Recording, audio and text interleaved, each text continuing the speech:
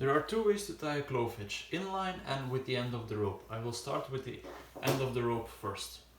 You want to go over and around your object, cross over to the other side,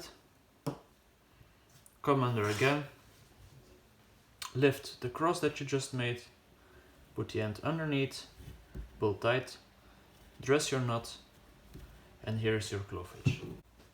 To tie a clove hitch inline, you do not need access to the end of the rope. To tie it around the object, you will need access to the end of the object. You want to start out by making 2 loops and make sure you do them in the same direction. So that's 1, that's 2. And now you want to take the first loop, put it on top of the second loop. And all you want to do now is pull this over the object, pull tight, dress your knot, and here's your clove hitch inline.